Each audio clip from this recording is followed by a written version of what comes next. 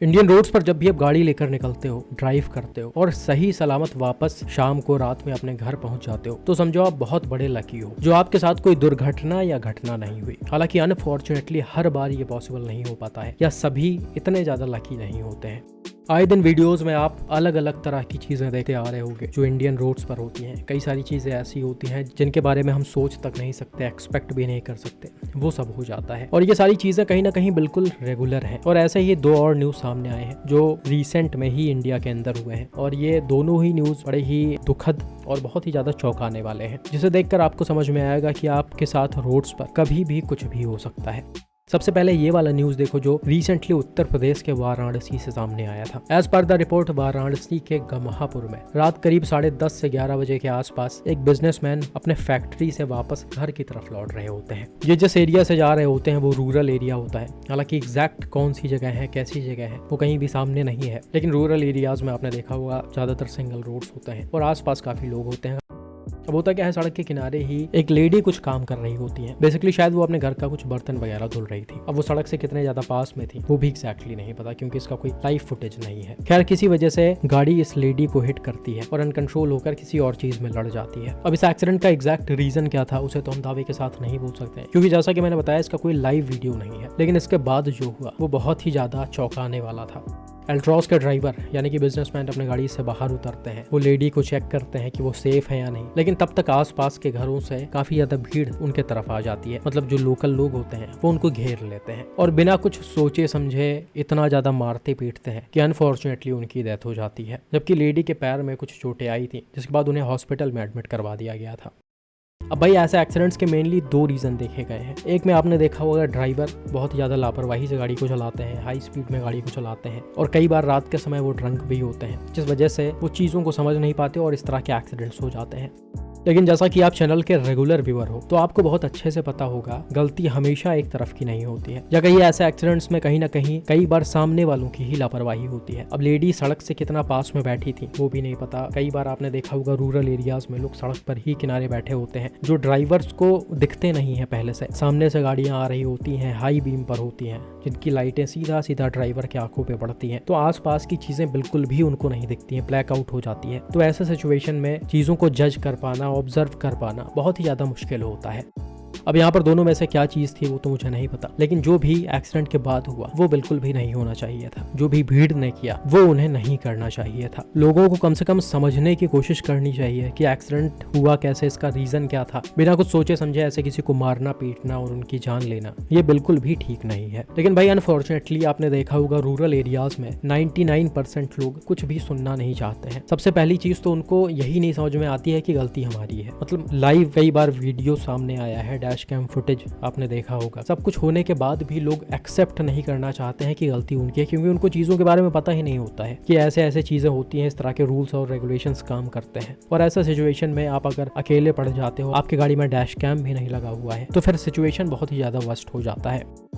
और यही भाई सबसे बड़ा रीजन है कि एक्सीडेंट होने के बाद लोग रुकना नहीं चाहते हैं, वो तुरंत गाड़ी भगा कर निकल जाते हैं। आप अगर रुककर हेल्प करने की कोशिश करोगे किसी की तो इंडिया में आपके साथ ऐसा कुछ हो सकता है। तो इन सब से बचने के लिए बस एक ही तरीका है कि आप हमेशा अपने गाड़ियों में डैश कैम्स लगवा कर रखो। जो रूरल एरियाज की स्पीड लिमिट होती है उससे कम रफ्तार में ही ड्राइव करो हमेशा, और सड़कों से 2 गुना ज्यादा फोकस्ड होकर इन एरियाज में चलो, चीजों को ऑब्जर्व करते हुए चलो ताकि किसी भी तरह से ऐसा सिचुएशन ना क्रिएट हो। और बाई चांस कुछ हो भी जाता है तो आप स्पॉट पर रुको ना, आप आगे चले जाओ, पुलिस को कॉल करो, उनको बताओ कि मेरे पास सारा प्रूफ है और ऐसी ऐसी चीजें हो गई हैं। लेकिन आप स्पॉट पर ना रुको तो ज्यादा ही अच्छा होगा। बिल्कुल ऐसा ही एक और चौंकाने वाला केस रिसेंटली हिमाचल प्रदेश के ऊना डिस्ट्रिक्ट से भी सामने आया था, जिसे शायद आप में से बहुत सारे लोगों ने देखा होगा क्योंकि ये एक्सीडेंट बहुत ही ज्यादा सोशल मीडिया पर वायरल हो रहा है और इस पर बहुत चर्चा भी हो रही है क्योंकि भाई ये कोई नॉर्मल तरीके से नहीं हुआ है। खैर, इसका सीसीटीवी फुटेज है जिसे देखकर आपको बहुत सारी चीजें समझ में आ जाएंगी। तो यहाँ पर हुआ क्या कि अपने स्विफ्ट डिजायर से पंजाब से 2 लोग हिमाचल प्रदेश की तरफ जा रहे थे। सामने की तरफ आपको एक कर्व वाला रोड दिख रहा होगा जिस पर ऑपोजिट साइड से ही ब्लैक कलर की ये डिजायर आ रही है। अब स्टार्टिंग में ये अपने लेन में है, पहले कर्व पर जब ये मुड़ रही है तब पूरी तरह से अपने साइड में है और इसकी स्पीड कोई बहुत ज्यादा तेज नहीं है, नॉर्मल ही है। लेकिन आप देख सकते हो जैसे ये कर्व पर मुड़ी और थोड़ा सा आगे आई है वैसे ही गाड़ी अपने आप ही लेफ्ट से राइट में आने लगी है, यानी कि काफी हद तक रोड के बीच में आ गई है और बिल्कुल इसी स्पॉट पर गाड़ी अनकंट्रोल होती है और ये सीधा सीधा आकर इस जगह से नीचे की तरफ गिर जाती है, यानी कि लगभग 150 से 200 फीट गहरे खाई में गिर जाती है।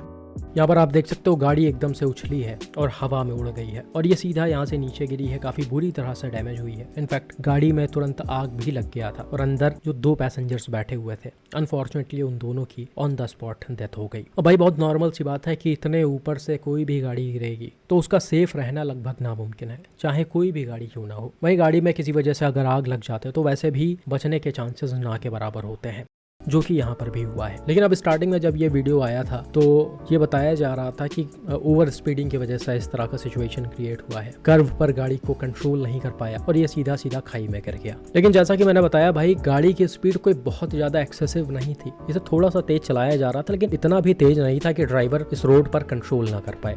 वहीं आप जब वीडियो को थोड़ा सा रिवर्स करते हो और एकदम छोटे छोटे चीजों पर ध्यान देते हो तो आपको समझ में आएगा कि ये एक्सीडेंट कोई नॉर्मल नहीं है। यहाँ पर ये गाड़ी अनकंट्रोल हुई है, यानी कि इस स्पॉट पर। वहीं आप देख सकते हो कुछ ब्लास्ट जैसा हुआ है और काफी धूल उड़ा है। अब ये किस वजह से हुआ वो तो नहीं पता, लेकिन इसके जनरली 2-3 रीजन हो सकते हैं। एक तो जब टायर फटता है तब ऐसा कुछ होता है, या फिर हो सकता है गाड़ी का कोई पार्ट नीचे गिरा हो, या फिर हो सकता है गाड़ी ने किसी चीज को हिट किया हो जो पहले से रोड पर हो और पेड़ की वजह से विजिबल ना हो। हालांकि इसके कम ही चांसेस हैं क्योंकि काफी हद तक पेड़ के उस पार रोड दिख रहा है। तो या तो टायर ब्लास्ट हुआ है या फिर गाड़ी में ही कुछ हुआ है, क्योंकि इसके तुरंत बाद ही गाड़ी के सारे एयरबैग्स ओपन हो गए हैं, कर्टन एयरबैग्स भी और पैसेंजर और ड्राइवर साइड एयरबैग्स भी। और यही सबसे बड़ा रीजन था कि ड्राइवर को उस ड्यूरेशन में कुछ भी समझ में नहीं आया, मतलब कुछ सेकंड्स तक वो रिएक्ट ही नहीं कर पाए। वहीं भाई सिर्फ यही नहीं, इसके तुरंत बाद ही गाड़ी के 2-3 पार्ट्स भी हवा में उछले हैं जो छोटे छोटे विजिबल हो रहे हैं और बहुत ही ज्यादा ध्यान देने पर ही दिखाई पड़ रहे हैं। इनफैक्ट एक और बड़ा पार्ट ये नीचे गिरा है जो कहीं ना कहीं देख कर ऐसा लग रहा कि सनरूफ के ऊपर वाला ग्लास है। ये ब्लास्ट होने के तुरंत बाद ही उछला है और काफी ऊपर तक हवा में गया है और जब गाड़ी इस जगह से यहाँ पर पहुंच गई है तब ये नीचे गिरा है। तो भाई अब ऐसा क्या हुआ गाड़ी में कि जो इतनी सारी चीजें एक साथ हो गई, उसे तो हम दावे के साथ नहीं बोल सकते, ये इन्वेस्टिगेशन का पार्ट है। लेकिन जो भी हो यही मेन रीजन था इस एक्सीडेंट का, क्योंकि आप देख सकते हो कहीं भी गाड़ी टच तक नहीं हुई है। तो इस चीज का इन्वेस्टिगेशन बाकायदा कार कंपनी को भी करना चाहिए और उनको बाकायदा क्लियरिफिकेशन भी देना चाहिए कि ये जो भी हुआ है यहाँ पर उसका एग्जैक्ट रीजन क्या था। वहीं दूसरी तरफ गवर्नमेंट की भी लापरवाही आप देख सकते हो। जिस जगह पर बैरियर होना चाहिए था, मतलब सबसे ज्यादा जरूरी था, वहीं पर क्रैश बैरियर मिसिंग है। इनफैक्ट पहले और लेफ्ट साइड में आपको ये बैरियर्स देखने को मिल जाएंगे, लेकिन इस कर्व पर बैरियर नहीं लगे हुए हैं। अब इसको हटाया गया है, ये टूट गया था या क्या था वो तो मुझे नहीं पता, लेकिन कोई भी रीजन हो, ये जो जगह है वहां से बैरियर हटना नहीं चाहिए था। अगर बैरियर लगा होता तो इस तरह का एक्सीडेंट आराम से अवॉइड हो जाता।